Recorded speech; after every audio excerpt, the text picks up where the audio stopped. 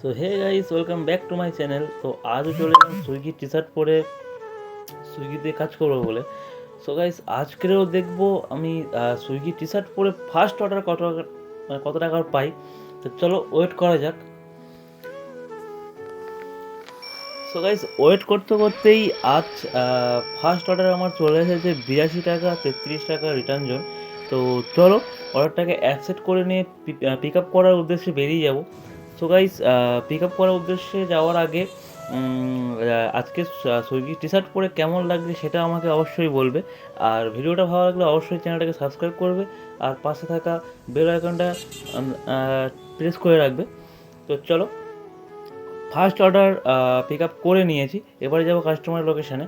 তো চলো, কাস্টমার লোকেশানে চলে এসেছি গাইস। তো ম্যাডাম ফোন করেছিলাম, ম্যাডাম বললো ভেতরে আসতে।